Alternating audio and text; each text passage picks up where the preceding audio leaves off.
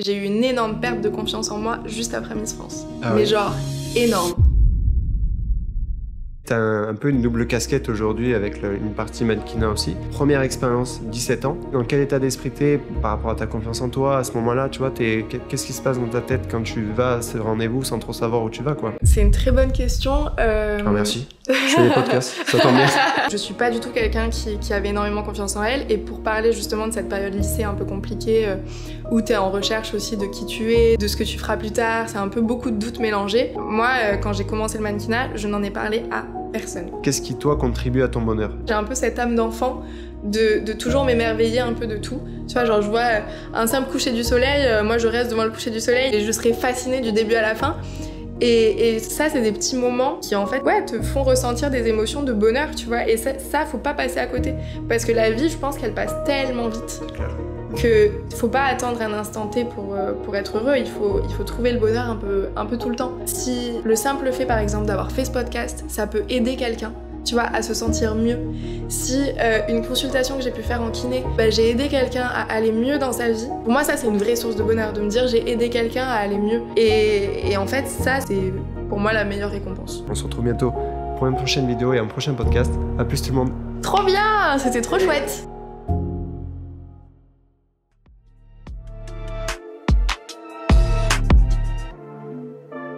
Bonjour tout le monde, j'espère que vous allez bien. On se retrouve pour un nouvel épisode du podcast JVY. Déjà, pour ceux qui ne le connaissent pas, l'objectif du podcast, c'est de découvrir des personnalités, parfois médiatisées, parfois moins, qui ont des parcours, des trajectoires, des métiers et même des visions de sujets plus introspectifs à nous partager. Aujourd'hui, nouvelle invitée, vous l'avez vu dans le titre, Florence Demortier. Florence, c'est une personne qui, je trouve, est extrêmement intéressante parce qu'elle a fait des études de kiné, elle est kiné aujourd'hui, et à la fois, elle a une trajectoire avec des choses qui sont passées dans sa vie. Elle s'est intéressée au mannequinat notamment, jusqu'à participer à une superbe aventure que vous connaissez tous de près ou de loin, qui est l'émission de Miss France, où elle a représenté la région Midi-Pyrénées. Il y a énormément de sujets intéressants, mais aussi bien pour pas vous spoiler vous que elle, je vais pas en dire plus.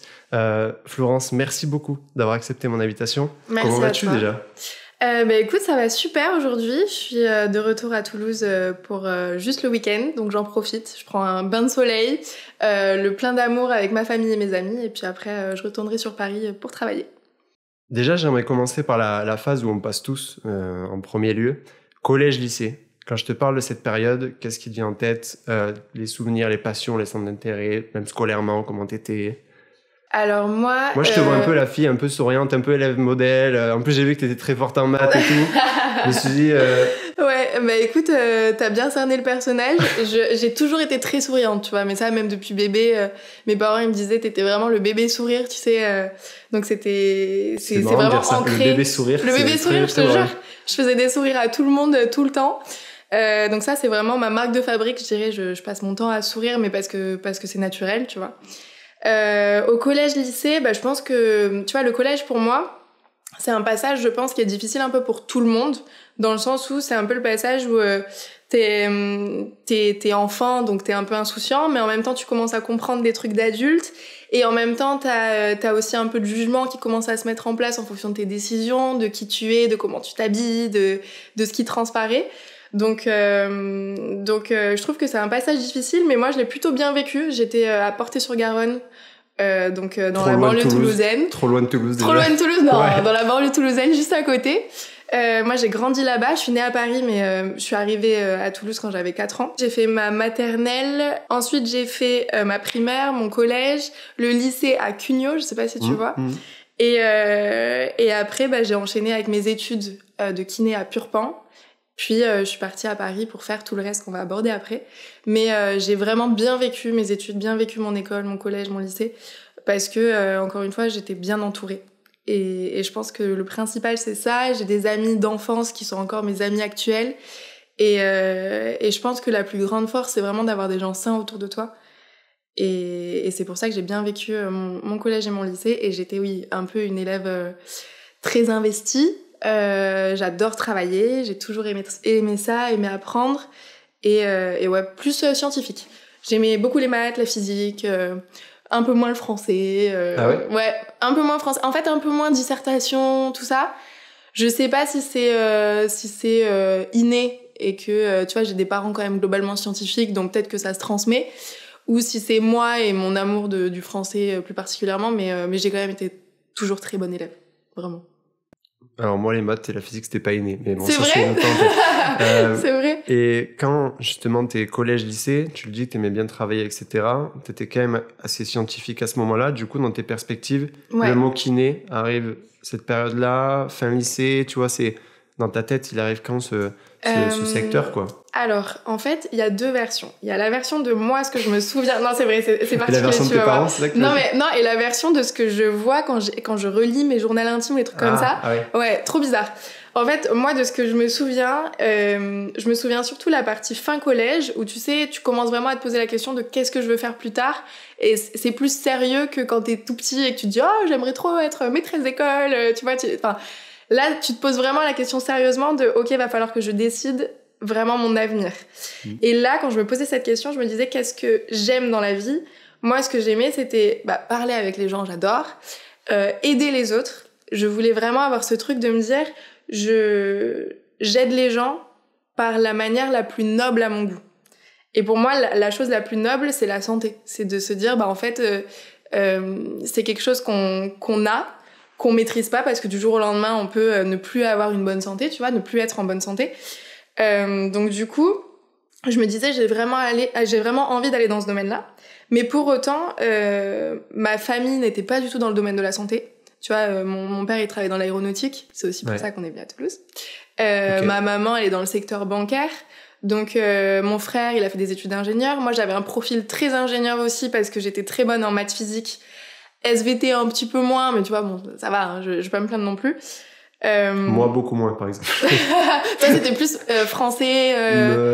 Sport, j'aimais bien. Ouais, sport, j'adore. Allez, on revient à toi. L'école, pas trop. Ok, ça marche.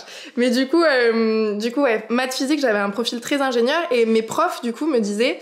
va faire ingénieur, va faire maths sup, maths spé et tout, parce que c'est sûrement le domaine dans lequel tu pourras exceller, tu vois. Et sauf que moi, j'avais pas envie d'aller dans un domaine qui était forcément préécrit pour moi par rapport aux matières où j'étais très compétente. Ce que font beaucoup de gens par sécurité dans leur tête. Ce qu'on peut faire par sécurité, ou même parce qu'on n'a pas forcément d'idée de ce qu'on veut faire. Aussi. Et donc on se dit, si je suis bon là-dedans, autant que je continue là-dedans, tu vois. Ce que je trouve très bien aussi. Mais moi, j'avais vraiment ce petit truc au fond de moi qui me disait, ce que j'ai envie de faire, c'est vraiment aider les gens. Donc, je vais aider les gens, tu vois. Et je vais prendre une filière, peut-être qui me correspond pas sur le papier, mais que moi, au fond de moi, au final, cette filière-là me correspond plus que les autres. Et donc, j'ai la chance d'avoir des parents qui sont, pour moi, génialissimes, et ça a toujours été mes repères. Ils m'ont dit, en fait, Flo, quand tu sais pas exactement ce que tu veux faire, pour moi, il y a des grandes autoroutes. Donc mon père me disait, t'as l'autoroute de la santé par exemple. Lui, il avait fait l'autoroute de l'ingénierie, ce qui est plutôt maths sup, maths spé. Mon frère aussi a fait la même chose. Et tu as par exemple l'autoroute du commerce quand tu vas aller en commerce. Ce genre de choses où tu pars en prépa. Tu as des filières assez générales pour que par derrière, tu puisses t'orienter vraiment dans ce qui te plaît, mais que t'aies le choix. Donc lui, il m'a dit, l'autoroute de la santé, globalement, c'est la PACES. J'étais pas du tout bonne en par cœur, tu vois. Enfin, en fait... J'aimais pas apprendre par cœur, mais si je me forçais, ça allait très bien. Mais j'aimais pas ça. C'était pas naturel pour toi. C'était pas naturel pour moi. C'était pas ta forme d'intelligence. Ouais, il y en a qui exactement. sont très assez robotiques dans l'intelligence. Toi, c'était plus un truc humain. Du coup, peut-être que qui fait que t'avais pas le truc très cartésien, tu sais, en mode t'es un peu dénué du regard des gens et tout, t'es dans ton truc. C'est ça. En fait, moi, j'étais vraiment, tu vois, l'aspect maths physique, c'est vraiment la logique. J'ai un esprit très logique, mais pas du tout par cœur. Tu vois, en SVT, par exemple, pour donner un exemple concret, toute l'année, je devais tourner à 12-13 de moyenne, parce que ça me saoulait d'apprendre par cœur.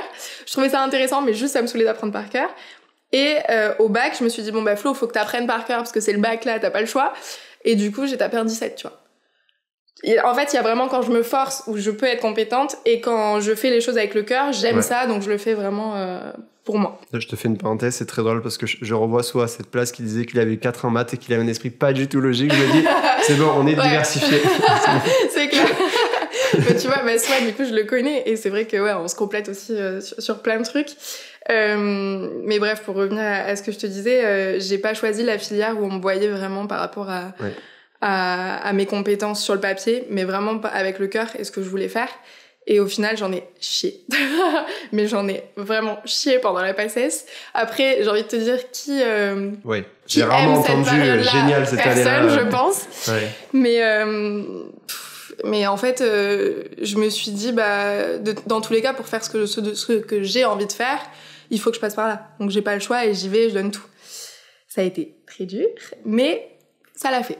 Donc, le travail paye et il faut pas oublier, je pense, d'avoir des objectifs. Tu vois, quand t'as des objectifs concrets et que tu dis, je veux l'avoir, tu peux tout faire pour l'avoir. Des fois, ça passe, des fois, ça passe pas. Mais moi, ma seule volonté, c'était, je veux avoir ma première année de commune aux études de santé, ma PACES, pour après, et c'est là que j'ai choisi d'être kiné, pour après faire kiné. Mais en fait, si j'échouais, c'était que c'était peut-être pas fait pour moi. Tu vois, j'ai un rapport à l'échec où je me dis, si j'ai tout tenté, tout fait, que j'ai donné le meilleur de moi-même, en fait, j'ai aucun regret à avoir et c'est que c'était pas forcément la chose faite pour moi, tu vois. Donc après, tu prends des décisions après, mais au moins, t'auras pas ce regret de te dire j'aurais pu mieux faire, j'aurais pu faire autrement, tu vois. Moi, j'ai pas envie d'avoir ça sur ma conscience. J'ai toujours fait les choses à 1000% pour pas regretter. Donc voilà. Et pour revenir à ta question de comment j'ai choisi kiné, ça s'est passé du coup pendant ma PACES. Je me suis dit en fait, qu'est-ce que j'ai envie de faire parce que avec la PACES, tu peux faire pharmacie, tu peux faire kiné, tu peux faire médecin, tu peux faire dentaire, tu peux faire sage-femme. J'ai procédé par élimination. Je me suis dit, dentaire, moi, ça me représente pas, j'adore parler aux gens et je trouve que c'est pas forcément l'aspect le plus pratique pour parler aux gens. Médecine, je trouvais que ça m'attirait, mais en même temps, je me disais, c'est un rapport aux médicaments qui est quand même très poussé. Et moi, les médicaments, je n'en consomme quasiment jamais, j'aime pas ça. Et pharmacie, du coup, pareil, je l'avais éliminé pour la même raison. Il me restait sage-femme, kiné. Et médecine, plus ou moins, parce que je me dis, ça peut quand même, il peut quand même y avoir des choses sans médicaments qui rejoignent un peu ma manière de penser. Et en gros, après, je m'étais rapprochée de personnes qui faisaient ce métier-là pour vraiment voir le truc concret, le métier en lui-même. Et j'ai direct accroché avec kiné. Je me suis dit, en fait, c'est ça qui se rapproche le plus de ce que je suis.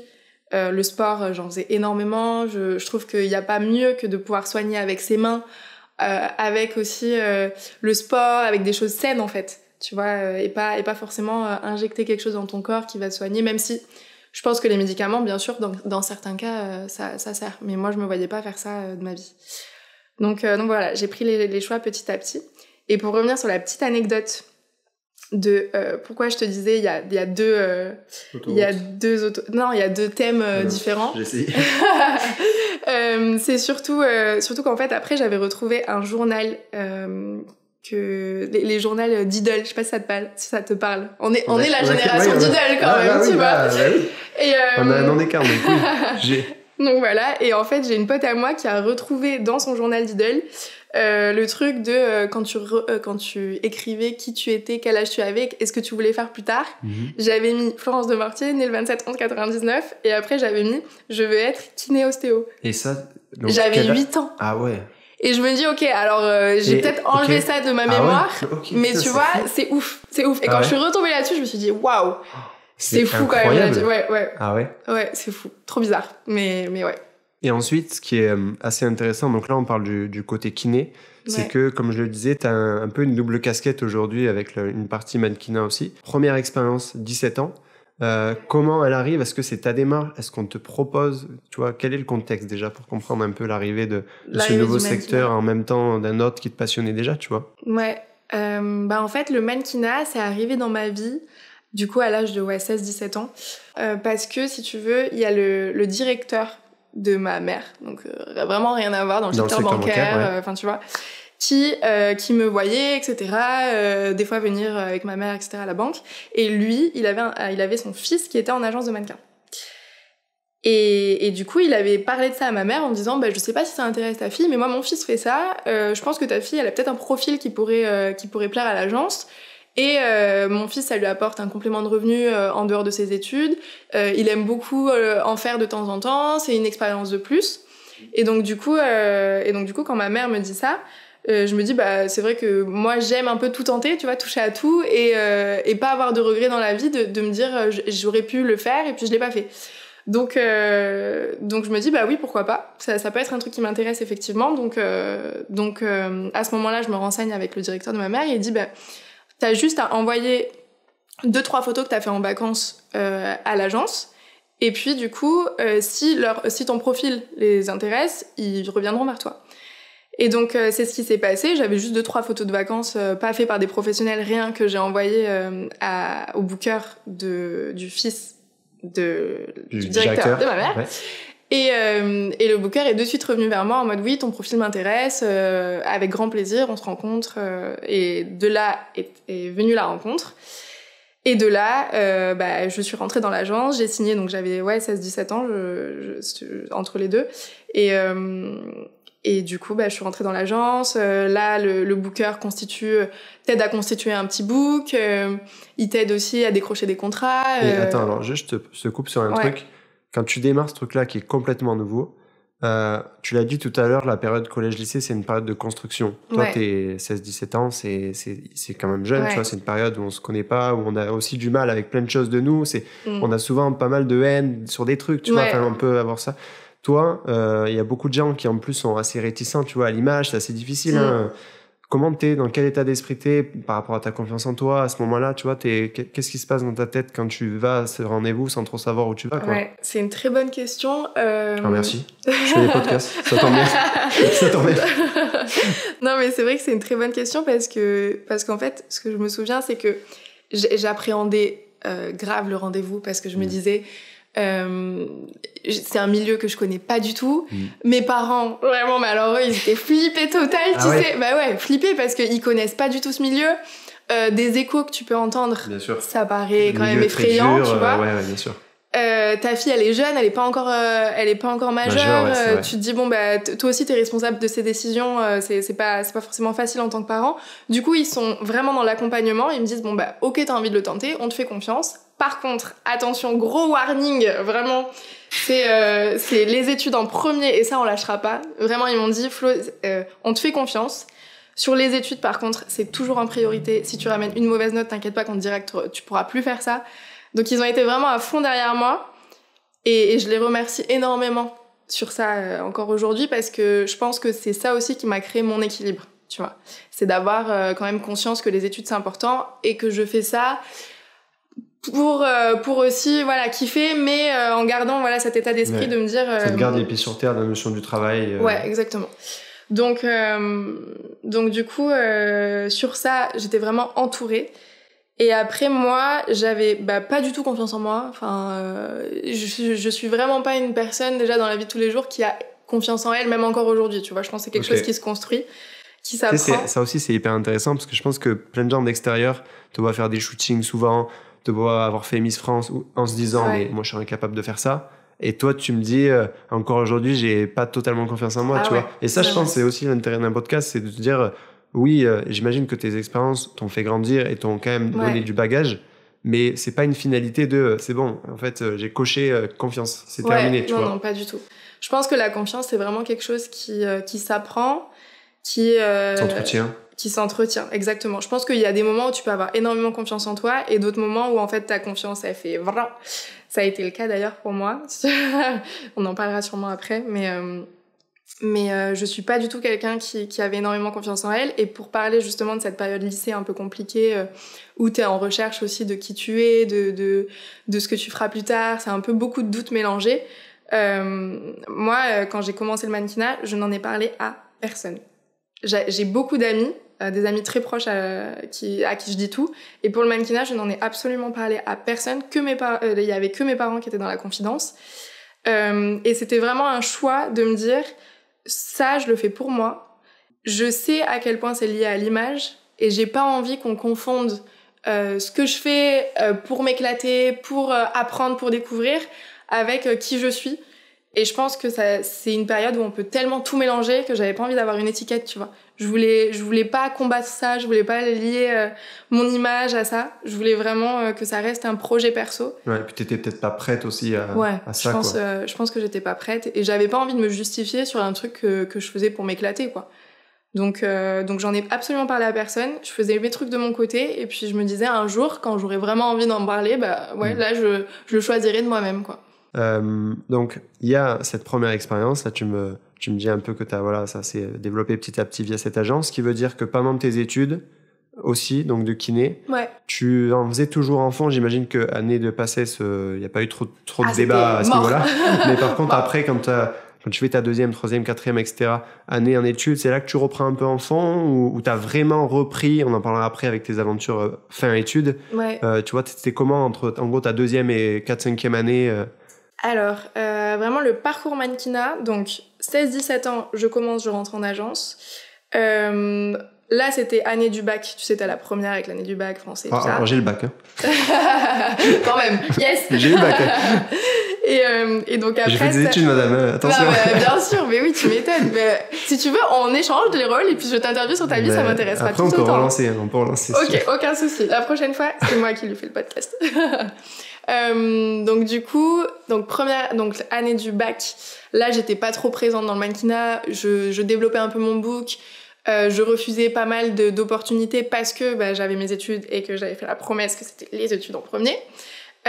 Ensuite je suis partie en PACES, donc là j'ai appelé mon booker de l'agence en lui disant je suis désolée mais pendant 1 an minimum tu vas pas me voir parce que je vais tout donner pour la PACES et que en fait quand tu sais que t'es en PACES, tu sais que tu n'as absolument le temps de rien, mais vraiment... Sauf de travailler, en gros. De rien, sauf de travailler. Même faire ses repas, faire ses courses, c'est très compliqué. Du coup, j'avais complètement arrêté. J'ai eu la chance d'avoir ma PACES en 1 an, et donc de pouvoir après rentrer en école de kiné. En rentrant en école de kiné, je me suis aperçue que j'avais quand même du temps pour moi, beaucoup plus qu'en PACES, et je me suis dit, c'est aussi difficile. Le moment... Ouais, ça c'est sûr, c'est pas difficile, on a tous plus de temps qu'en PACES, de toute façon. Ouais.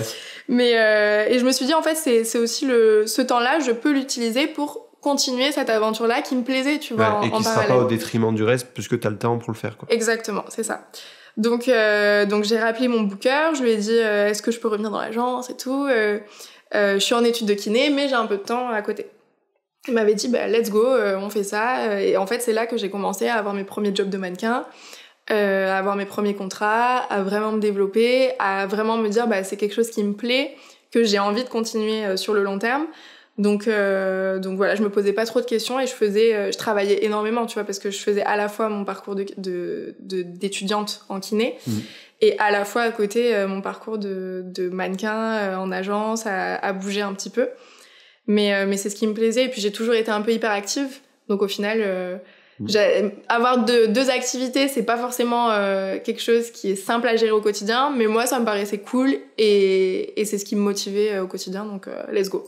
Je me suis dit t'as rien à perdre, le jour où ça t'embête de le faire, tu le fais plus, tu vois, t'es ta propre décisionnaire, choix, donc j'ai fait ce qui me plaisait, quoi. Donc du coup quelques premières expériences, tu reprends un peu la partie mannequinat dans ta vie, et après donc pour faire la fin du chemin, il y a, j'en parlais dans l'introduction, il y a la partie Miss France où du coup tu as été dans les 30 finalistes en représentant la région Midi-Pyrénées. Est-ce que tu peux me raconter du coup cette aventure, mais pas l'aventure en elle-même. Déjà, comment t'en arrives à là, comment tu passes de tiens ça serait rigolo à je suis à la télé sur TF1, tu vois. Si tu veux, c'est une expérience déjà, enfin c'est une émission à la télé que je regardais déjà avec mes parents avant. On aimait bien être devant la télé pendant qu'il y avait Miss France, regarder, voir tous les tableaux, se dire ouais c'est beau et tout. Enfin vraiment c'était un truc c'était une émission qu'on regardait en famille. Et à chaque fois, je recevais des messages de mes potes, même ma famille des fois m'en parlait et tout. Tout le monde me disait Flo, un jour on va t'inscrire. Et je leur disais écoute, je pense que oui, c'est une expérience qui a l'air incroyable, qui sera sûrement géniale à faire. J'étais là, mais déjà, je pense qu'à aucun moment, tu sais, je m'accrochais, j'étais là, mais je pense qu'à aucun moment j'ai le profil. Enfin, tu vois, j'étais pas du tout, j'avais pas cette confiance en moi. Légitimité que t'avais pas du tout. Exactement, okay. C'est que tu te dis quand même, pour le faire, il te faut, je sais pas, un profil particulier. Enfin, tu vois, tu remets tout en question et tu te dis, est-ce que j'aurais vraiment les capacités, les épaules pour faire ça? Et en fait, ce que je répondais à chaque fois, c'était, ok, peut-être qu'un jour je le ferai. Peut-être qu'un jour, oui, vous allez m'inscrire et ça mènera peut-être ou non à quelque chose. Mais par contre, je veux attendre la fin de mes études pour pouvoir me lancer là-dedans. C'est marrant parce que du coup, je te coupe, mais au début, tes parents t'avaient dit études. Ouais. Et ensuite, c'est toi-même de ressenti qui dit non. D'abord, je finis mes études. Ouais, et ensuite, c'est drôle que ce soit toi, après qui te... Exactement. Mais en fait, je pense que j'avais tellement de frustration aussi dans le milieu du mannequinat de refuser beaucoup de contrats. Ok. Tu vois, de refuser des trucs. Tout le temps, on me disait, ouais, est-ce que t'es dispo? Bah non, je suis pas dispo, j'ai un cours, je peux pas. C'était tellement frustrant pour moi que je me disais... Et juste à aucun moment, tu te dis, et si je tentais de faire ça à 100%? Il n'y a pas eu cette possibilité à un moment? Et si... Te dire, bon, ben, franchement, là, c'est maintenant, tu vois. Est-ce que tu as eu cette réflexion, même 2 heures, tu vois, mais quand tu as autant de sollicitations, si tu es frustré, ouais. Tu peux dire, là, c'est concret, là, je démarre maintenant, là, je suis encore en études. Ouais, je vois ce que tu veux dire. Bah, franchement, non, en fait, ça m'a même pas traversé l'esprit, parce que je me suis dit, déjà, c'est quelque chose d'éphémère, tu vois, c'est pas quelque chose qui dure dans le temps. C'est sûr. Donc, il y a ce côté, tu prends un énorme risque en y allant, ce que tu peux faire, hein. Enfin, moi, les gens qui font ça, je les juge pas du tout. Au contraire, je leur dis chapeau parce qu'il faut avoir énormément de courage, je pense, pour être totalement dépendante de ce milieu-là. Mais en fait, peut-être que moi, j'avais pas ce courage-là, tu vois. C'est que... Et puis, je me disais aussi, je sens au fond de moi que c'est quelque chose que j'aime faire, mais de là à être 100% pleinement là-dedans, bah, il me manquera ce truc de qu'est-ce que je veux au fond de moi depuis le début, aider les gens, tu vois. Et en fait, j'ai pas le sentiment qu'en faisant ça, bah, je serais en concordance avec ma volonté première. Ouais. Donc voilà, je me suis jamais dit que j'allais faire ça à temps plein et tout arrêter à côté. Jamais, ouais. Jamais. Et du coup, donc, je le disais, comment t'en arrives à cette opportunité jusqu'à Miss France? Comment se dessine ce truc-là entre des petites expériences agence à d'un coup enchaîner jusqu'à là, quoi? Donc, ce que je te disais tout à l'heure, c'est que tous mes amis, ma famille, même les gens que je rencontrais dans des colonies de vacances, des trucs, tu vois, tout le monde me disait mais pourquoi tu tenterais pas Miss France et tout? Bon, c'est un compliment. Donc franchement, c'est un compliment. À chaque fois, j'étais là, bah c'est gentil. Mais tout le temps, je me disais ouais, est-ce que j'ai le profil ou pas? Et puis pour me rassurer, je me disais en fait, j'ai tellement été frustrée de refuser des contrats dans le mannequinat pendant mes études que j'ai pas envie de tout mélanger. Et je pense que si au bout d'un moment tu mélanges tout, bah t'es plus... moi qui suis quand même très perfectionniste, je me dis je serai plus à 100% dans mes études, à 100% dans le mannequinat, tu vois, j'aurais l'impression de faire tout à moitié. Ouais, je serai partout et nulle part, ouais. Ouais, et je pense que ça, pour moi en tout cas, c'est la pire sensation de me dire je fais tout à moitié parce que c'est là où tu peux regretter. Ça rejoint ce que je te disais tout à l'heure, je veux rien regretter.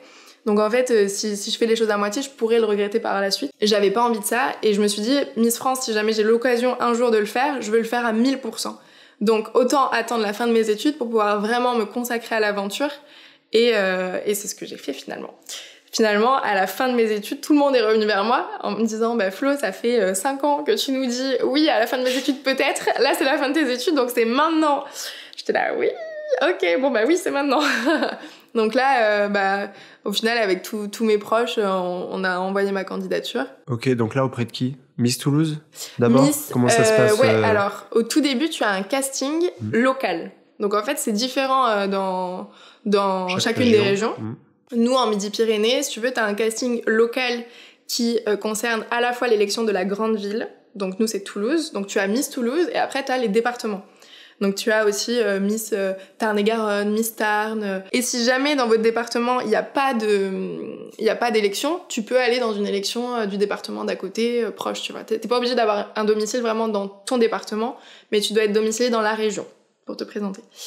Et donc moi, je me suis présentée à Miss Toulouse. Là, tu as un casting à faire en amont. Ils regardent ta taille, parce qu'ils regardent les critères d'entrée. Ils regardent ta taille, ils regardent tes motivations, ils te regardent en train de défiler, ils te regardent... C'est très stressant en ce moment. Moi, j'étais comme ça, vraiment. J'imagine. Ouais, parce que en fait, tu relativises, tu te dis je joue pas ma vie, tu vois.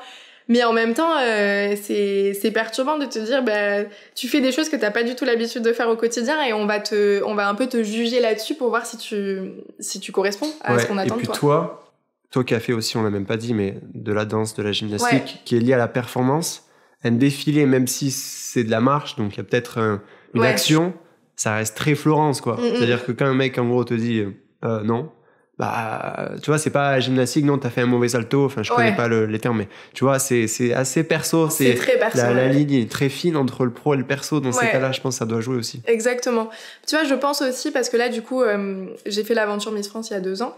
Et en te parlant de ça, je pense aussi à toutes les filles qui passent le casting encore aujourd'hui, tu vois, que je vois, qui me demandent des conseils sur les réseaux sociaux, etc. On a toute cette peur, tu vois, cette peur de mal faire, de pourquoi je serais pas sélectionnée, est-ce que je serais sélectionnée, est-ce que je suis assez bien, est-ce que...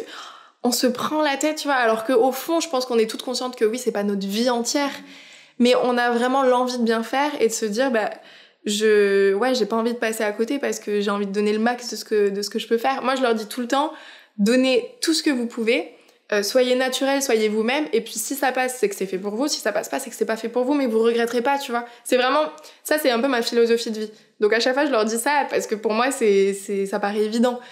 Mais qu'est-ce que j'étais stressée quand même le jour J. Je me souviens, on te pose plein de questions perso sur tes motivations, sur qui tu es, sur comment tu te sens, et toi t'es là, j'ai envie de participer au casting de Miss Toulouse. Je me sens bien. Ouais. Donc j'ai commencé par là, et ensuite quand tu es prise au casting, tu passes l'élection de Miss Toulouse. Donc là on était entre 14 et 16, je me souviens plus très bien. Et ensuite, si tu es élue Miss Toulouse aux premières dauphines de Miss Toulouse, tu pars à l'élection de Miss Midi-Pyrénées. Qui est la deuxième, c'est ça. Qui est du coup l'élection régionale, avant l'étape de Miss France en fait. Ouais. Et donc après, si tu as la chance d'être élue la Miss de ta région, donc Miss Midi-Pyrénées pour moi, tu pars à Miss France. Ok. T'es dans les 30 et dans les 30 candidates de Miss France, ouais, c'est ça. Ok. C'est ça. Et du coup, c'est hyper enrichissant, mais c'est vrai que t'as toutes ces étapes-là avant qu'on voit pas, du coup, parce que tout le monde regarde la télé, l'émission télé, mais personne ne s'intéresse vraiment à ce qu'il y a avant. Et en fait, t'as quand même pas mal d'étapes à passer avant d'être sur le plateau de Miss France, quoi. Et j'imagine que Miss France, c'est aussi autre chose en termes d'organisation, de préparation par rapport à Miss Toulouse, Miss Midi-Pyrénées. Souvent, on voit que pour Miss France, il y a toujours une préparation, un moment où vous partez en général sur un endroit qui est plutôt joli. Ouais. C'était la Guadeloupe, toi? Ouais, moi c'était la Guadeloupe. Est-ce que tu peux me parler de la préparation aussi bien là-bas et aussi est-ce qu'il y a d'autres moments de préparation, que ce soit toi perso et te disent pense à faire ça, je sais pas, tu vois, en prépa donc un peu perso à la maison, ou dans d'autres lieux, ou notamment en Guadeloupe quand je pars là-bas avec les autres Miss, quoi. Ouais, alors en fait, Miss France, il y a des choses qu'on attend d'une Miss France. Par exemple, on va attendre d'une Miss France que elle sache s'exprimer. On va attendre d'une Miss France que elle soit naturelle, élégante, qu'elle sache défiler, que ça soit une personne qui s'intéresse aux autres, qui a envie d'avoir des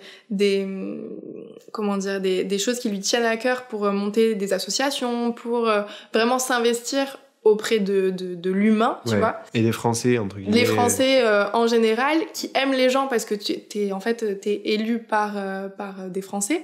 Et en fait, tu leur donnes après. Tu vois, tout ce qu'ils t'ont donné dans l'aventure, tout le soutien qu'ils t'ont donné, il faut leur redonner derrière. Donc si t'aimes pas les gens, tu vois, l'aventure n'est pas faite pour toi déjà. Et en fait, tu vois, aimer les gens, moi, on va pas me l'apprendre, c'est quelque chose que j'ai en moi. Ouais. Ce qu'on m'a beaucoup appris, ça va être avoir plus confiance en moi, tu vois, essayer de pas douter de moi en permanence quand quelqu'un me regarde ou quand je parle, de pas forcément toujours me remettre en question et d'être un peu sûre de mes idées. Mais on va aussi m'apprendre à m'exprimer sur des choses que t'as pas l'habitude d'évoquer au quotidien. Tu vois, parce que pendant Miss France, t'as des journalistes qui vont te poser des questions. Tu as la fameuse question des 5 à la fin. Du Prime Miss France où on peut te poser n'importe quel sujet n'importe quelle question d'un sujet d'actualité et tu vas devoir y répondre devant des millions de téléspectateurs. Donc bon courage, faut être armé parce que on te regarde et surtout on te juge beaucoup, tu vois, sur ta réponse.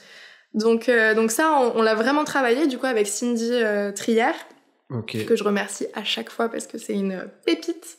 Et parce que elle m'a beaucoup fait bosser et comme je te disais dans le podcast depuis le début, je suis très perfectionniste. Je pense que Cindy n'a jamais vu ça.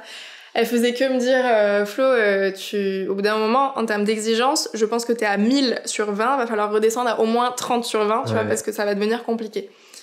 Et quand tu dis elle te le faisait bosser, en gros, comment ça se matérialise ce travail-là? En fait, typiquement, elle me prenait des sujets d'actualité. par exemple le féminisme, tu vois, qui est hyper actuel et qui est vraiment lié à Miss France. Et elle me posait la question. Tout simplement, comme ça, comme toi et moi, on est assis là. Elle me posait la question, par exemple, de pour toi, est-ce qu'une Miss France est féministe ? Et moi, je lui répondais, tu vois, avec mes mots. Et il y avait des mots, des fois, sans t'en rendre compte, qui peuvent être mal interprétés. Et donc, elle me disait, sur ça, fais attention. On va le reprendre ensemble, juste pour évoquer exactement ce que tu penses, mais d'une manière qui soit peut-être plus appropriée pour que tout le monde comprenne bien ce que tu dis. Et du coup, on travaillait un peu sur la manière de dire les choses, pour qu'elle soit pas forcément trop longue, parce que j'ai tendance à beaucoup parler, pour un peu synthétiser et en même temps que ton message soit clair quand tu t'exprimes. Donc c'était hyper intéressant parce que je pense que c'est quelque chose en plus qui te sert dans la vie quotidienne, tu vois, dans plein de choses, et qui m'a beaucoup servi aussi pour Miss France, ne serait-ce que pour répondre aux journalistes, pour être à l'aise avec ça. Et voilà, c'était hyper intéressant. On a beaucoup fait ça. On a aussi travaillé sur le discours que tu dois faire du coup pendant Miss France. Tu sais, en gros, on est 30 candidates, ils en sélectionnent 15, et sur les 15, du coup, quand tu es sélectionnée, direct, tu dois t'avancer et faire ton discours. Donc pareil, t'es jugé, t'es devant des millions de téléspectateurs. C'est pas une épreuve qui est simple. Moi, j'ai l'avantage d'aimer parler et du coup, au quotidien, ne pas avoir cette timidité-là, tu vois. Mais là, quand même, TF1, tu sais que t'as vraiment 7-8 millions de personnes qui, pour certains, chaque mot sont en train de le juger. Exactement. S'il y a le moindre truc. Exactement. Faut y aller quand même. Faut y aller. Et je pense qu'il faut être préparé là-dessus. Tu vois, il y a énormément de filles qui me demandent comment se préparer au discours, etc. Moi, les conseils que je donne à chaque fois, ça va être pour rester naturel, de pas l'apprendre par cœur. Oui. Mais en même temps, si t'as peur de te laisser manger par la pression, apprends quand même des petites phrases. Ouais, une structure quand même. Voilà, des petites structures de phrases qui vont te permettre de te retrouver si jamais tu t'en mêles un peu les pinceaux. Et ce que je leur dis, moi, ma façon de faire, c'était vraiment de me noter, tu vois, sur une feuille des mots. En fait, je rédigeais dans un premier temps le discours comme j'aimerais qu'il soit.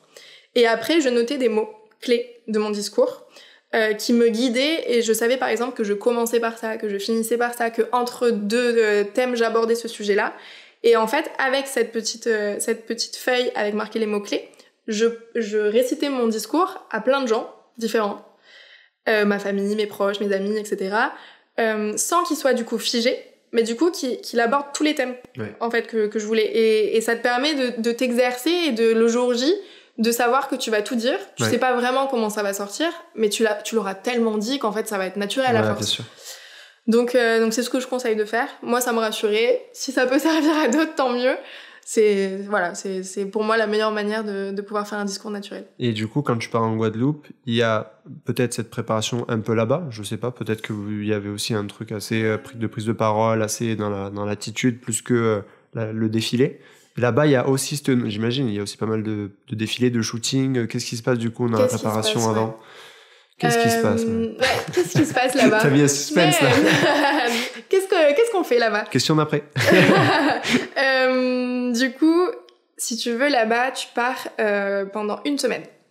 Donc en tout, quand tu pars à Miss France globalement, tu es entouré par des équipes, t'es 30 candidates, tu te rejoins à Paris, tu pars en Guadeloupe, enfin en voyage, nous c'était en Guadeloupe 1 semaine, et ensuite tu es 3 semaines sur le lieu de l'élection, pour t'entraîner à faire tous les tableaux, les danses, etc. Donc en fait, ça dure en tout 1 mois. Les tableaux, c'est les genres de chorégraphie, on va dire ça. C'est ça, exactement. Les tableaux, c'est les différentes chorégraphies. Parce que là, je pense aux mecs qui écoutent et qui se disent... Ouais, qu'est-ce que c'est un tableau ? Oui, bien sûr, pardon. Non, t'inquiète. C'est toutes les chorégraphies différentes. Et ce qu'on appelle tableau, c'est ce que vous allez voir à la télé. Tu vois, t'as le premier tableau, c'est le tableau d'ouverture. Donc moi, par exemple, c'était Titanic. Et c'est tout ce qui correspond à Titanic, tu vois. Ensuite, le deuxième tableau, tu vas avoir 15 filles qui seront dessus. Voilà, on sépare en tableaux, mais c'est globalement les chorégraphies. Et donc, en fait, en Guadeloupe, si tu veux, tu as 1 semaine de voyage où c'est vraiment la semaine presque de cohésion, tu vois. Tu t'apprends à découvrir les filles que tu connaissais pas. Tu t'apprends aussi à découvrir un peu l'univers de Miss France, très tourné sur les expériences. Là, en fait, on va faire plein d'activités qui sont trop cool. Moi, j'avais fait de la pêche en Guadeloupe. J'avais fait une course de Sainte-Oise. C'était des bateaux. C'était mon meilleur souvenir, la course de Sainte-Oise. En plus, j'ai gagné. C'était une course de bateau, de petits voiliers où tu dois tu dois vraiment faire tu fais des abdos en même temps, enfin c'est très physique et ça va super vite et t'étais entouré par le personnel guadeloupéen, c'était génialissime, on était 3 par bateau et on faisait la course avec les autres filles, enfin c'est un souvenir magnifique. Et juste pour te décrire un peu cette expérience-là, t'as d'autres expériences de cuisine, Okay. Tu fais de la cuisine locale. Pas forcément connecté finalement à la prépa pure de l'événement. Franchement, non. T'as quand même un cours, par exemple, de bonne manière. Ça, c'est le cours mythique de Miss France, où on va t'apprendre, par exemple, les traditions à l'ancienne. Pourquoi aujourd'hui, pourquoi il y a le fait de servir les femmes en premier, par exemple, à table. Tu vois, c'est des petites questions bêtes comme ça, mais on n'a pas les réponses, en fait. Tu sais ou pas? Je sais. Tu sais ou pas? T'as une idée? Non, je sais pas. Non? Alors, en fait, c'est parce que avant, aujourd'hui, on le voit comme de la galanterie. Ouais. Tu vois. Eh ben, en fait, avant, ils servaient les femmes d'abord parce que les hommes devaient manger chaud. Et donc, du coup, quand t'as un plat chaud, ils préféraient d'abord servir les femmes que les hommes pour que les hommes puissent manger chaud parce que tu attendais à chaque fois que tout le monde soit servi. Donc aujourd'hui, c'est vu comme de la galanterie, et tu te rends compte qu'en fait, avant, ça l'était pas. Mais ça fait partie des traditions. C'était même l'inverse, c'est ça qui est ouf. C'est tout l'inverse, ouais. Et c'est ça qui est dingue. Et en fait, le cours de bonne manière, tu vois, tout le monde dit oui, le cours de bonne manière, c'est un peu à l'ancienne et tout, mais en fait, c'est hyper enrichissant parce que t'apprends plein de trucs, des questions que tu te serais peut-être jamais posées jusqu'à maintenant. Et puis même, c'est des choses que tu peux facilement aborder avec les autres gens en dîner, en podcast, ou tu vas n'importe où. Donc c'était hyper enrichissant. T'as aussi un cours de catwalk. Donc tu vois, là, ça rejoint un peu cours de défilé. Catwalk, c'est défilé. Non, j'avais pas là. Okay. Catwalk, c'est défilé. Et t'as un cours de défilé avec Arnaud Soldourdin, qui est aussi le maquilleur des Miss France, qui sait très bien défiler. Et lui, il nous apprend, du coup, à avoir cette assurance sur scène, à avoir quelques techniques pour marcher, pour regarder bien droit, avoir la posture, tu vois. Ouais. Qu'il faut adopter pour être à l'aise et élégante le jour J. Le jour J, justement. Transition parfaite. Ouais. Comment ça se passe déjà, toi? Est-ce que comment tu te sens? Qu'est-ce qui te vient à l'esprit là à ce moment, ce jour, même s'il a dû passer très vite et qu'émotionnellement il a dû être très fort? Je pense que tu as même dû zapper pas mal de trucs tellement que c'était changé en émotion. Est-ce que tu étais même stressé? Tu vois, c'était quoi l'état d'esprit? C'est quoi qui te vient en tête, quoi? C'est une journée qui passe très très vite. Le matin, t'es encore en répète. Ouais, le matin, t'es encore en répète. En fait, jusqu'au moment où tu vas te faire maquiller, coiffer, t'es en répète. Ah ouais, t'es dans une bulle Miss France. Donc, tu fais que répéter les chorés. Et en fait, ce que les gens ne savent pas, c'est que, tu vois, quand il y a la sélection des 15, nous, on n'est pas du tout au courant de qui va être sélectionné dans les 15. On le sait pas. On l'apprend en même temps que tous les téléspectateurs. Donc on est 30 filles et pendant 3 semaines, on va réviser les chorégraphies de chacun des tableaux. Sur les tableaux, tu as des chorégraphies de 15 filles, du coup, parce que à partir du moment où t'en as 15 qui sont éliminées, tu as du coup 15 filles qui restent, et donc du coup, t'as des tableaux avec les 15, et tu as des tableaux à 30, à 15, puis à 5.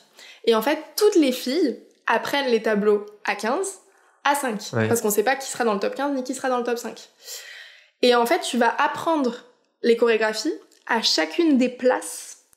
J'étais en train de me dire ça, justement. Ouais, à chacune des places, en te disant, si ça se trouve, je vais être appelée en numéro 2 comme je peux être appelée en numéro 10, tu vois, tu sais pas. Ah ouais, d'accord. Donc du coup, ça c'est vraiment marrant parce que les gens se doutent pas de tout ce qu'il y a derrière. Ouais, j'étais en train de me dire, mais du coup, comment elles savent où se placer Ouais, et en fait, tu vois, par exemple, en coulisses, quand tu rentres et que t'as été appelée dans les 15, moi, par exemple, le premier réflexe que j'ai eu quand j'ai été appelée dans les 15, c'est de me dire, ok, j'ai été appelée 10e. Donc je suis numéro 10. Ah ouais, toi tu pensais à ton placement, quoi. Et donc je me suis dit, donc là je fais mon discours, et après je me dis, ok, j'écoutais même plus les discours des filles, dans ma tête j'étais là, ok, numéro 10, ça veut dire que je me place là, que je fais ça, que je vais là. Ouais, et en fait ça, tu te rends compte de l'envers du décor que quand tu y es, quoi. C'est assez perturbant, et même dans les coulisses, t'as genre, 4 minutes pour te changer, on est genre 80 dans les coulisses. Tu rentres, les coulisses c'est quelque chose, tu rentres en courant, t'arrives, t'as des gens qui t'aident à te déshabiller, des gens qui t'aident à te rhabiller, t'as la maquilleuse qui arrive, qui te fait des petits coups de pinceau comme ça, cerveau, doit être en ébullition. Ton cerveau, tu te dis putain je suis numéro 10, où est-ce que je me place et tout. En courant et tout, c'est même là t'es pas... Ouais, ah non, c'est dans l'action vraiment, complète, c'est l'action complète. Donc on te recoiffe, on te maquille et tout, t'entends oui direct dans 2 minutes, go go go et tout, et toi t'es là ok qu'est-ce que je fais, je me place où? T'as le chorégraphe qui arrive qui te dit toi t'es numéro 10 donc t'oublies pas, tu te places là, tu fais ça, tu fais ci, ok. Et toi après tu repars en courant, tu montes sur scène, tu te places et là bam, tu vois Jean-Pierre Foucault qui arrive, qui fait son intro, tu te dis bon bah c'est maintenant. Rien que ça doit être particulier. C'est ouf. Et vraiment quand t'es dedans, tu te rends compte que ouais en 30 minutes c'est passé quoi. C'est dingue, ça passe à une vitesse folle. Et ce que je retiens, c'est que ouais, t'es dans la pression, t'es dans le jus, tu croises des filles, tu leur dis bonne chance, bon courage. Ensuite, t'es dans le top 15, tu vois les autres filles qui sont déçues de pas y être. Et tu vois, t'as ce lien, tu te dis mince, elles sont déçues, mais en même temps, il me reste les trucs à faire moi de mon côté. Puis c'est maintenant, quoi. T'as pas 2 jours pour te dire bon, maintenant je suis dans les 15. Ouais, t'es dans un jus complet, mais complet. Et c'est hyper cool parce que c'est quelque chose qui se représente pas 2 fois. Tu vois, Miss France, tu peux le faire qu'une fois. Une fois que tu y es allé, c'est qu'une seule fois. Tu peux te représenter en élection régionale, mais par contre, Miss France, c'est une seule fois. Et c'est hyper intense à vivre, mais ça reste en toi à vie, je pense, tu vois. C'est ouf comme aventure. J'avais une question aussi, je t'avoue que pour essayer de me mettre un peu dans le truc, parce que j'ai très peu vu Miss France dans ma vie, hier, je suis tombé sur une vidéo, pas de toi cette fois, pourtant j'en ai regardé beaucoup de toi hier, mais une vidéo de Laurie Tillman, qui, et en fait, je trouvais ça assez intéressant. C'est vrai que j'avais pas ce regard extérieur. Nous, c'est vrai que d'extérieur, on voit juste la Miss qui est élue. En général, on en parle à fond pendant 1 semaine, 2 semaines, et après, on l'aperçoit sur des grandes dates, des trucs de l'agriculture, etc., tu vois. Et en fait, elle disait que elle, en 2011, avant d'être élue, donc finale, il n'y a plus que 2 personnes, elle se retrouve avec Miss Languedoc en face d'elle, et t'as Miss Languedoc qui réalise à mesure l'engagement que c'est de gagner, et qui dit à Sylvie Tellier, moi je veux pas gagner quoi. Ouais. Donc elle est dans cet état d'esprit de dire moi je veux voir ma famille, tu sais, un peu une crise de panique à 2 minutes de remonter pour le face-à-face du vote final, tu vois. Je pense qu'à mesure aussi vous réalisez l'engagement que c'est, parce qu'au début, et c'est ce qu'elle disait, c'est au début tu vois ça comme une expérience, comme un jeu, tu vois, comme quelque chose de très particulier à vivre, et puis l'être c'est quand même autre chose, tu vois. Toi t'as pas eu peur, c'est bête comme question, t'as pas eu peur de gagner aussi? Bah, tu vois, c'est... Alors, parenthèse sur Laurie Tillman, je la trouve génialissime et inspirante, cette femme. Mais je crois que je t'ai vu une story il y a quelques... Ouais, il y a quelques jours, j'étais à une conférence qu'elle donnait. Ah oui, voilà, je vois des chaises avec des Paris, gens en extérieur un peu là. Exactement. Et du coup, ça me fait rire que tu parles de ça, parce que c'était vraiment il y a... Ok, oui, c'est vrai que dans la semaine, ça me parle, en début de semaine. Je la trouve hyper inspirante, et je trouve qu'elle a vraiment, pour le coup, tu vois, su garder qui elle est, malgré l'ascension que ça peut provoquer, tu vois. Et encore aujourd'hui, je trouve que c'est une personne inspirante de par sa manière de voir les choses, son humanité, tu vois, profonde. Elle aime les gens et ça se voit, ça se sent. Mais bref, donc ça, c'est un sujet à part. J'espère que tu auras l'occasion un jour de pouvoir l'avoir dans ton podcast. Écoute, en plus, elle lance un podcast, t'as vu? Oui, j'ai vu. Ouais. Je la trouve formidable. Du coup, pour revenir à ta question, si bien sûr, ouais, j'avais peur. Moi, tu vois, mon binôme d'aventure, c'était Miss Nord-Pas-de-Calais. On se voyait souvent dans la chambre et tout, on en parlait souvent. Et c'est vrai que toutes les deux, on avait atterri dans l'aventure un peu, pas par hasard, mais tu vois, en se disant, c'est un truc en plus. C'est un bonus. C'est un bonus, c'est un truc qu'on a envie de faire avec notre cœur, de le vivre à 100%. Si ça marche, tant mieux. Si ça marche pas, c'est pas grave, tu vois. On sait qui on est et que notre vie ne se résume pas à ça. Et du coup, on parlait souvent de ça, et elle me disait, mais t'as pas peur d'être Miss France si ça arrive, enfin... Et je lui disais, je crois au destin. Je pense que si ça arrive, c'est que ça devait arriver et que dans tous les cas, c'était écrit. Donc ça va bien se passer, tu vois. Après, je pense que en fonction de qui tu es, tu peux prendre les choses de manière positive ou négative. Moi, c'est vrai que je vois tout le temps le verre d'eau à moitié rempli. D'autres le voient à moitié vide. Je pense que quoi qu'il arrive, on s'adapte, tu vois. Et on arrive à en tirer du positif. Mais c'est vrai que comme c'est quelque chose d'assez vertigineux, oui, c'est quand même effrayant. C'est quand même effrayant parce que tu te dis du jour au lendemain, ta vie peut basculer. Tu passes de l'anonymat à la célébrité quand même. Donc ouais, c'est vertigineux, donc c'est effrayant. Mais je me suis dit, quoi qu'il arrive, on s'adapte. Et avant le podcast, on en parlait. D'ailleurs, on a parlé du fait qu'il y avait pas mal de gens qui te suivaient, et je te disais qu'il y a quand même pas mal aussi de jeunes qui te suivent. Ouais. Et tu disais que la confiance, c'était un truc qui avait pu varier pour toi. Je pense qu'en tout cas, avec ton expérience, il y a quand même quelque chose que tu as construit quand on prend du recul et qu'on revoit Florence à 17 ans, tu vois, 16-17, qui fait ses premières expériences. Et je pense que du coup, ton message, il est pertinent pour des adultes aussi, mais pour des jeunes filles qui s'identifient en toi, parce que, et ça, j'ai pu le remarquer en faisant mes recherches, qu'il y en avait beaucoup, des filles qui ont un vrai repère avec toi, et on en a parlé, qu'il y avait des pages fans aussi de gens qui carrément relaient en permanence tes trucs, etc. Et tellement ils ont un attachement envers ta personne. Est-ce que toi, tu as des trucs qui ont contribué peut-être quand même à développer une forme de confiance, tu vois, qu'on pourrait dire à ces jeunes aussi? C'est hyper intéressant. Tu fais bien les podcasts. Tu fais bien la réponse. Écoute, je pense que la confiance, c'est vraiment quelque chose qui se construit avec plein d'expériences. C'est vrai que le fait d'avoir été un peu touche à tout aussi dès le plus jeune âge, je pense que bah oui, ça te construit d'autant plus cette confiance en toi. Alors il y a plusieurs choses. Il y a déjà, je pense que c'est dans les moments difficiles qu'on apprend le plus sur soi. Je pense.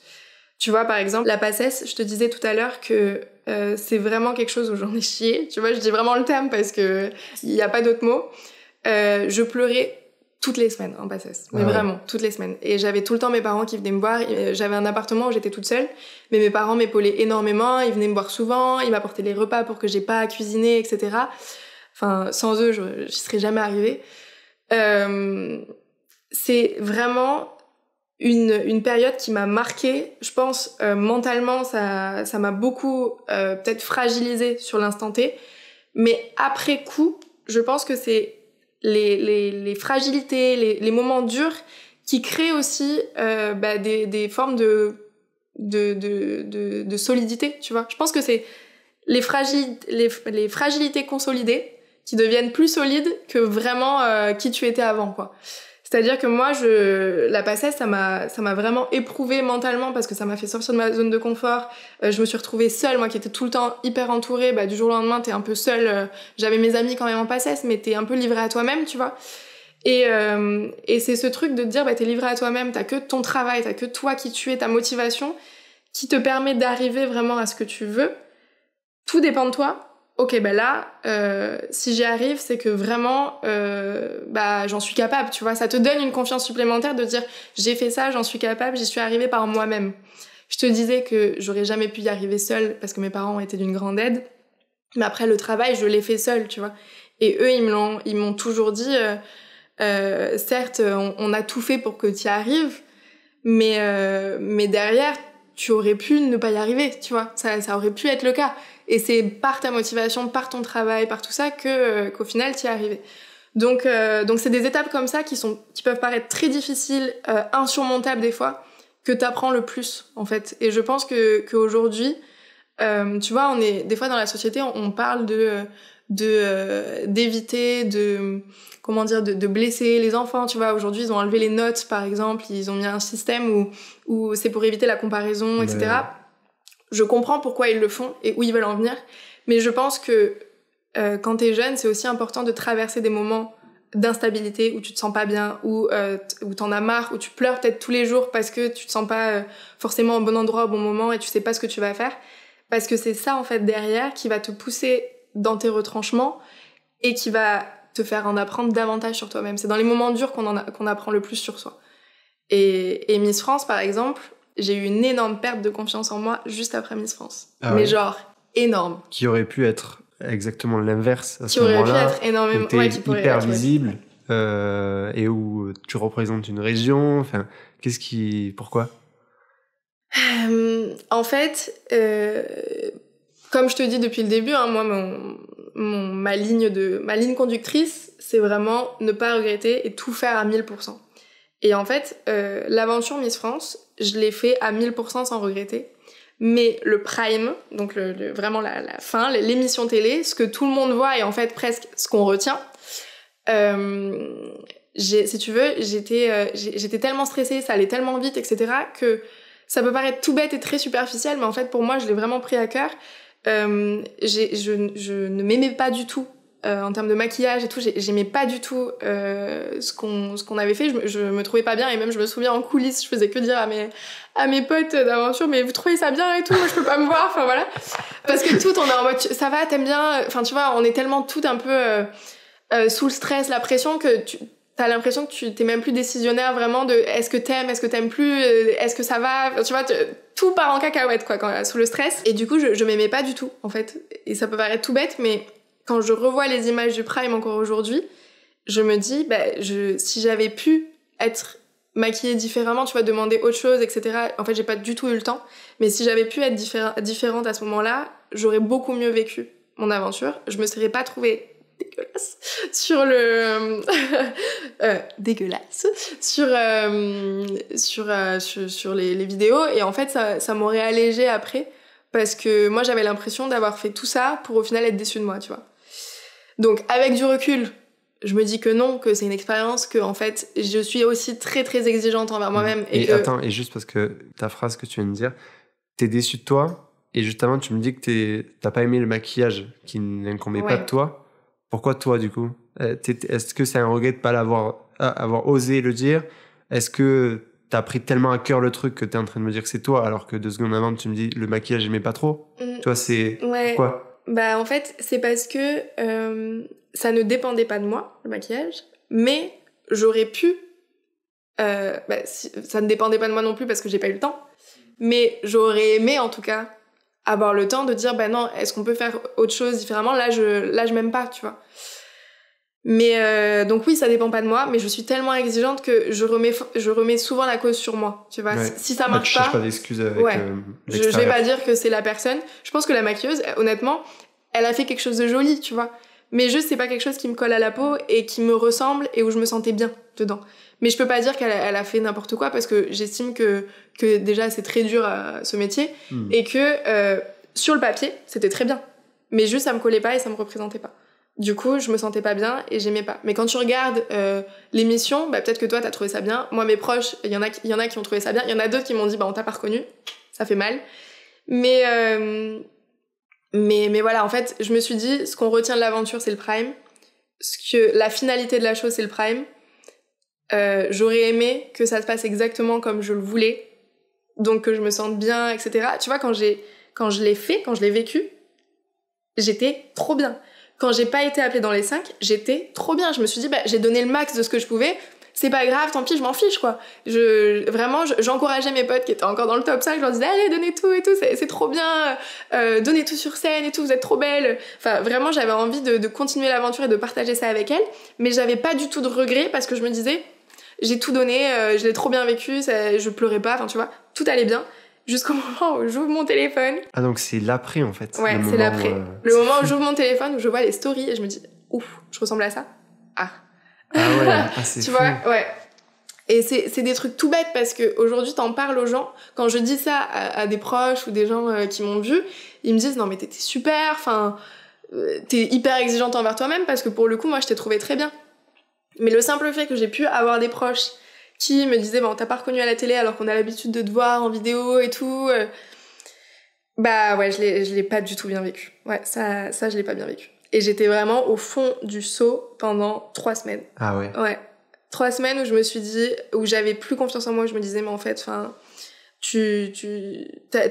en fait, le fait d'avoir été déçue par moi, même si ça ne dépendait pas de moi. C'est dur d'être déçu de soi même. Ouais, déçu de soi, c'était la première fois, je crois. Ah ouais, à ce point-là. Ouais. La première fois à ce point-là où je me disais, je suis déçue de moi et tout parce que j'ai pas fait les choses. J'ai un peu tout mélangé, je pense. Parce qu'au fond, quand je prends du recul. Il y avait trop d'émotions aussi. Ouais. Quand je prends du recul aujourd'hui, je me dis, déjà, ouais, comme tu disais, c'est pas quelque chose que je maîtrisais sur le moment, donc en soi, lâche prise, c'est pas de ta faute, tu vois. Et en même temps, quand je prends du recul, je me dis, pourquoi tu t'es mis dans cet état-là alors que toi qui tu es, ça n'a pas changé, tu vois. Tu étais Florence de Mortier, tu es toujours Florence de Mortier, il y a rien en soi qui a changé dans tes valeurs, donc décroche de ça. Et en fait, c'est juste parce que je suis très perfectionniste, très exigeante envers moi-même, et que des fois, si ça se passe pas comme je le veux, je vais me décevoir, alors qu'en fait, tu prends du recul 2 minutes, tu te rends compte qu'il n'y a pas lieu d'être. Mais ça m'a fait un bon coup bas, j'étais bien dans le dur, et après, je suis remontée. Et je pense qu'encore une fois, ce que je te disais tout à l'heure, c'est que je pense qu'il faut passer par des étapes comme ça, pour te rendre compte, derrière, de qui tu es, de faire des bons choix, de prendre conscience aussi de ce qu'il y a au fond de toi. Tu parles de faire les bons choix. Ouais. Je trouve ça aussi intéressant, et je le disais, ton parcours est assez atypique parce qu'aujourd'hui, tu jongles encore avec les deux, c'est-à-dire kiné et le monde du mannequinat. T'aurais pu, et d'ailleurs, beaucoup de gens, quand je regarde, très souvent, les gens te disent c'est quoi que tu veux choisir ? Ben, je choisis pas, je fais les deux. Ouais. Tu sais, il y a un peu un blocage de gens qui disent ben, tu prends lequel ? Ben, je prends les deux. Ouais, Et, exactement. et ça, c'est un choix que tu as pris. J'imagine que, et ça, je pense que ça, pareil, on peut projeter des gens dans une situation un peu similaire, qui peut-être ont une idée, une passion au fond de leur esprit, mais ils travaillent, ils se disent, bah, je peux pas, j'ai un travail, alors que, même si on n'est pas obligé ça veut pas dire qu'on ne doit plus vivre, mais je pense qu'on peut trouver des équilibres pour tenter des défis dans sa vie et pas les regretter, comme tu le dis plus tard. Comment tu fais pour jongler déjà, pour comprendre un peu ton quotidien, comment techniquement ça se passe l'organisation kiné et mannequinat, et en même temps toi aussi comment tu fais peut-être pour t'organiser, parce que j'imagine que quand on fait autant de choses, d'un coup on comprend qu'il faut aller à l'essentiel et il faut trouver une organisation pour gérer tout ça quoi. Ouais. Alors moi, c'est vrai que j'ai tendance à dire que je fais un peu tout avec le cœur, tu vois, genre typiquement, je pense que sociétalement parlant, on te pousse aussi à choisir, tu vois. On te dit Carrément. que quand tu fais plusieurs activités, au final, c'est cool, mais tu n'es pas... Enfin, de manière très française, on va te dire, tu n'es pas experte, du coup, tu vois. On va t'enlever de la crédibilité parce que tu fais plusieurs choses. Là où, en fait, pour moi, plusieurs choses, c'est aussi une richesse de pouvoir se dire, bah, j'ai aussi des visions que les gens n'ont pas parce que je mélange des choses que les gens ne font pas, tu vois. Donc du coup, je pense que c'est plus une richesse de faire plein de choses qu'un handicap. Maintenant, ça dépend aussi de qui tu es, de ce que tu veux, de ton quotidien aussi, hein. et de ton C'est sûr qu'un organisation pilote d'avion personnelle. qui fait des photos, c'est très sympa, mais, Ouais. mais c'est sûr qu'il y a des métiers peut-être qui prêtent moins, mais globalement, ça reste une richesse d'avoir une vision plus large de Exactement. l'expérience. Et donc, en termes d'organisation propre, bah, je le fais aussi un peu avec le cœur et au feeling. Je t'explique. Oula. En gros, je me suis dit, tu vois, après les études, du coup, je me suis dit, bon, bah, après les études, j'ai fait Miss France. Ok, c'était le timing pour le faire. Après Miss France, j'ai eu ce coup bas où j'avais pas anticipé avant que j'allais pas être bien à cette période-là. Tu vois, c'est pas quelque chose qui s'anticipe de pas être bien. Non. Et donc, du coup, je m'étais dit, mince, parce que ça tombe pile, au final, dans la période où bah, je sors des études, je sors de Miss France. Donc, en fait, aujourd'hui, je dois construire ma vie professionnelle. Construire sa vie professionnelle quand t'as aucune confiance en toi, ouf, je pense que c'est très très très compliqué. Donc pour tous ceux qui sont en train de construire leur vie professionnelle, sachez que si déjà vous démarrez des choses, c'est que vous avez un minimum confiance en vous. Parce que pour faire des étapes de se dire, bon bah je démarche quelqu'un, je pose mon CV quelque part, machin, c'est déjà il faut déjà un minimum de confiance, tu vois, pour faire ça. Moi là, j'étais au plus bas, je me disais, j'arriverai à rien, je ferai rien de ma vie. Enfin tu vois, vraiment... J'étais très bas. Des fois, je peux être un peu excessive sur ce genre de choses. Je pense que l'exigence pousse à des fois pouvoir descendre aussi un peu bas. Et puis quand t'es quelqu'un d'émotif, tu perds très vite en objectivité Ouais. aussi et t'es vite un peu Un désorienté. peu dépassée par tout ça, ouais. Un peu dépassée par mes émotions. Mais au final, ça m'a servi parce que, tu vois, quand tu vas bas, bah, je pense qu'après, tu peux aller haut. Et donc, du coup, l'étape des 3 semaines est passée. Je me suis un peu recentrée, je me suis dit, bon, bah, qu'est-ce que là, j'ai envie de faire ? Parce qu'au final, là, c'est la période où je construis ma vie, mais je fais ce dont j'ai envie. Tu vois, jusqu'à présent, j'étais guidée par mes études. J'avais toujours un objectif. Pendant le collège, bah, t'as l'objectif du brevet. Pendant le lycée, t'as l'objectif du bac. Pendant la Miss France, t'as l'objectif de donner tout ton max pour potentiellement être Miss France. Et là, bah, j'avais plus d'objectif. L'objectif, c'était qu'est-ce que t'as envie de faire, tu vois. Et je me suis posé la question et en fait, bah, pareil, je me suis dit, ok, j'ai envie d'aider les gens, j'ai envie de les soigner, j'ai mon diplôme de kiné, bah, j'ai envie de l'utiliser. Et après, je me suis dit, ok, bah, j'ai aimé les expériences que j'ai fait dans le mannequinat, j'ai envie de les continuer, bah, est-ce que je peux faire les deux ? Oui, je peux faire les deux.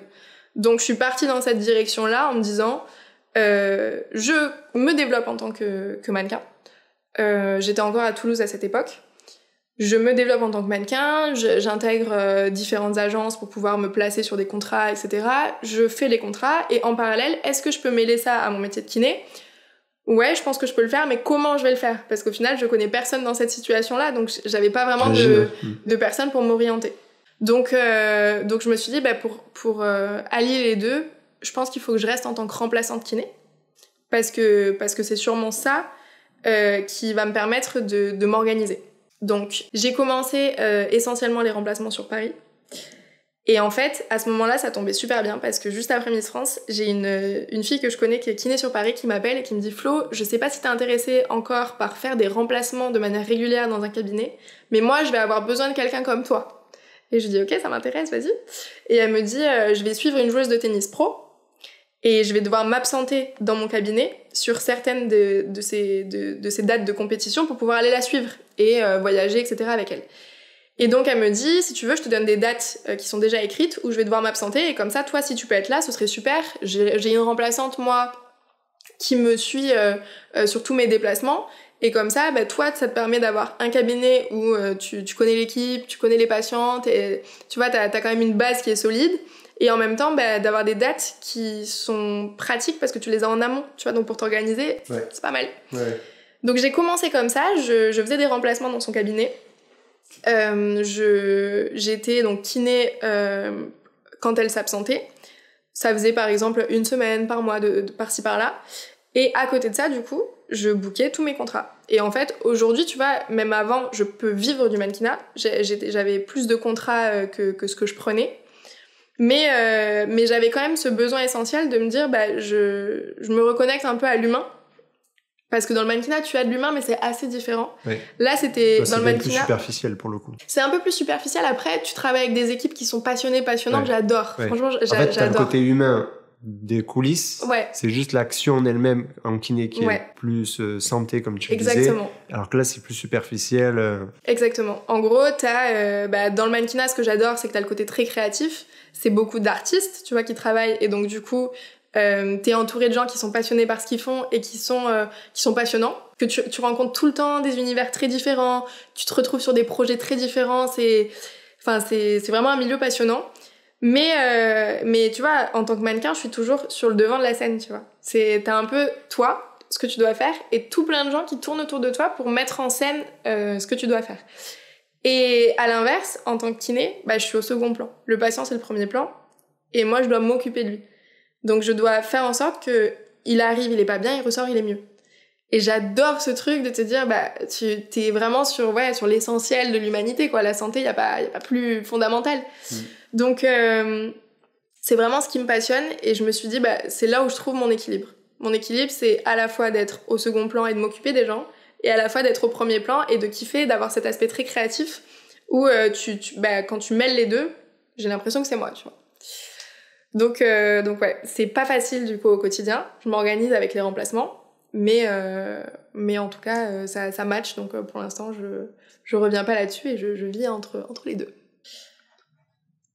Il y a du coup par rapport à ce que tu me dis, ça me fait penser à une autre chose. Mais il y a une question que j'avais posée à Soi déjà, donc le podcast que j'avais fait il y a quelques semaines. Sur le bonheur et je lui avais dit, et je vais développer mon truc, mais je lui avais dit qu'est-ce qui toi contribue à ton bonheur. Et je trouve que c'est une question intéressante parce que déjà on se prend pas assez le temps de se la poser parce que c'est inconfortable aussi. Et je trouve ça intéressant aussi que ces gens parfois entendent le regard extérieur. Tu vois, je suis pas en train de leur demander à eux derrière la caméra, c'est toi qui réponds et qui va répondre à ma question. Donc peut-être ça peut faire écho un peu inconsciemment et se poser les bonnes questions. Je te donne aussi je te partage mon ressenti par rapport à ça. Déjà, dans tout ce que j'ai vu de toi, déjà, tu as beaucoup parlé de famille. Tu en as beaucoup parlé dans le podcast aussi. Ouais. Donc, ça se voit, beaucoup de gens, mais c'est un élément important pour toi.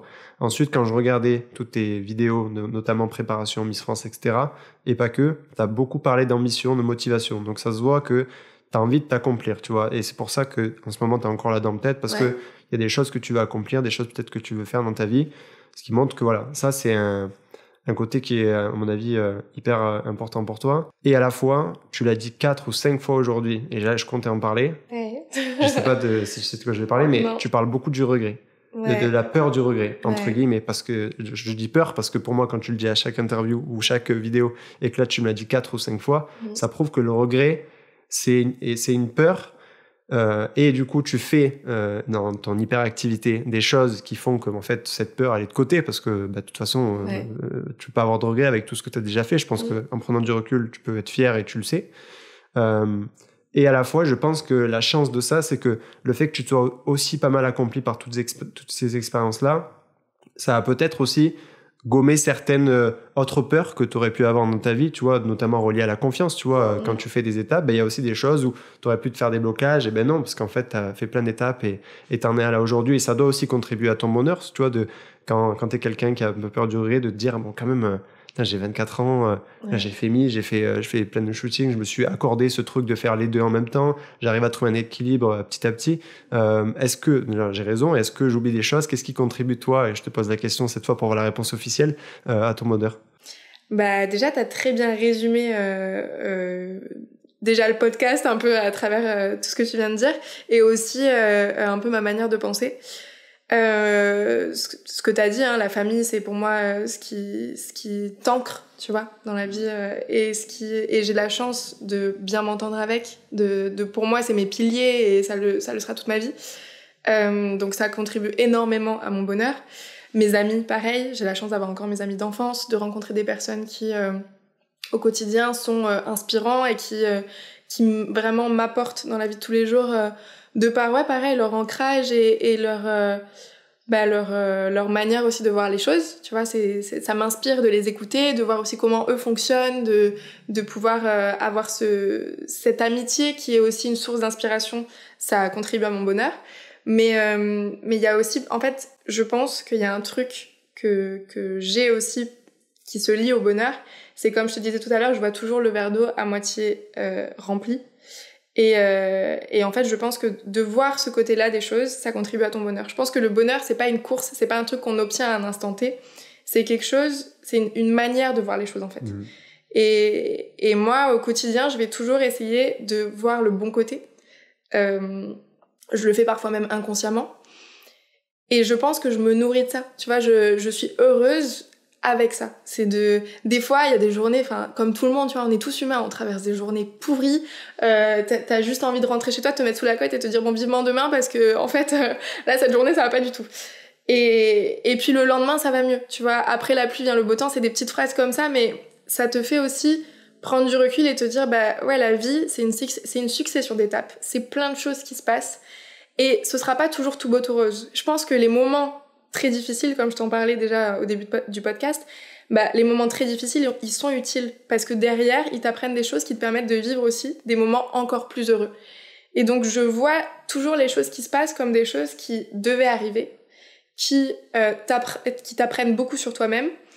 Et en fait, j'essaye de me rassurer. Peut-être que c'est juste une manière aussi d'enlever ses peurs, tu vois, de me dire que ça devait arriver. Tu vois, c'est aussi une philosophie de vie. Mais Soi aussi pense beaucoup comme ça. On en parle énormément. Et d'ailleurs, ensemble. Tu vois, tu parles de lui. T'as dit après la pluie vient le beau temps. Lui, il a dit à peu près la même chose en anglais sur une autre citation. Ouais. No rain, no flower, un truc comme ça. Ouais. Donc c'est marrant, tu vois, parce que tu parles de lui. En plus, ta phrase est ultra proche de la sienne, quoi. Ouais. Bah d'ailleurs, petite parenthèse, ça fait partie de mes humains préférés. J'adore dire ça, mais je trouve que c'est une personne très humaine. Et qui a aussi cette vision là de trouver le bonheur un peu partout. Et je réponds à cette phrase aussi parce que déjà je vous le conseille d'aller le voir, vraiment c'est un très beau podcast et c'est clairement l'une de mes plus belles rencontres 2024 comme je te disais avant, donc on ferme la parenthèse parce que là il est trop saucé, trop saucé, on arrête. On pourrait dire plein de choses sur toi. Il est un peu toi, chiant aussi quand même. Mais vraiment, en fait, ouais, je pense que la clé, c'est pas de courir après le bonheur et de se dire, bah, si je fais ça, je serai heureuse, si je fais ça, je serai mieux, etc. C'est pas une fin. C'est pas une fin, le bonheur. Je pense que c'est au quotidien, tu peux trouver du bonheur dans plein de choses. Et tu vois, j'ai un peu cette âme d'enfant de toujours m'émerveiller un peu de tout. Tu vois, genre, je vois un simple coucher du soleil, moi, je reste devant le coucher du soleil et je serai fascinée du début à la fin. Et ça, c'est des petits moments qui en fait te font ressentir des émotions de bonheur, tu vois, et ça faut pas passer à côté parce que la vie, je pense qu'elle passe tellement vite. C'est clair. Que faut pas attendre un instant T pour être heureux, il faut trouver le bonheur un peu tout le temps. Donc ouais, mon bonheur, je le trouve à travers plein de petites expériences, mais aussi cette vision de voir les choses avec beaucoup de recul et de m'émerveiller au quotidien. Est-ce que pareil, j'avais posé la question à soi et c'est drôle parce qu'à chaque fois j'y pense pas et j'arrive à un moment où je me dis en fait si, il faut que je la pose. Mais est-ce que t'as une chose qui te vient, je sais pas, un sujet, une phrase, un truc dont tu veux parler peut-être spontanément? Si j'ai un truc à dire spontanément, je dirais que... Waouh, qu'est-ce qui me vient spontanément? Je dirais que on n'a qu'une vie et que c'est important d'en prendre soin, de s'aimer, de prendre soin de soi, ce que j'arrive pas forcément moi à faire tout le temps. Mais que cette vie-là, elle passe, je pense, à vitesse grand V. Et que pour en profiter, il faut faire du mieux possible, en fait, au quotidien. Et faire de son mieux, c'est pas forcément faire tout ce qu'on peut, c'est pas forcément faire tout ce qu'on veut, mais par contre, c'est faire les choses avec le cœur et avec beaucoup d'humanité. Je pense que si tu le fais dans le respect des autres, si tu le fais pour toi, mais tout en prenant en considération ce que l'autre veut, etc., bah, tu peux pas te planter, tu peux pas mal faire les choses, tu vois. Et au pire, imaginons ce que tu fais, ça n'a pas écho, ça ne va pas aussi loin que ce que t'aurais aimé que ça aille, bah, t'auras le mérite déjà de l'avoir fait avec le cœur, avec tes valeurs, et ça peut que avoir une action positive, je pense, dans la vie. Donc ouais, oser, tenter, et pas regretter. Je finirai sur ça parce que je l'ai dit 5 fois dans le podcast. Merci beaucoup en tout cas, c'était très cool. Avec plaisir. Merci beaucoup à toi, c'était super. Et puis je reviendrai même avec plaisir dans 5 ans si tu veux faire un point. On fera un point. Et puis merci beaucoup à vous, j'espère que ce podcast vous a plu. N'hésitez pas à aimer, à commenter et surtout à partager votre avis. Je le dis souvent, évidemment que c'est important, les abonnements, c'est comme ça qu'on grandit, qu'on se construit. Mais les commentaires, c'est aussi ce qui donne du sens à ce qu'on fait parce qu'on voit pas les gens qui regardent. Donc c'est ça qui est intéressant aussi. Merci beaucoup encore une fois à toi. Merci et puis merci à vous et on se retrouve bientôt pour une prochaine vidéo et un prochain podcast. À plus tout le monde.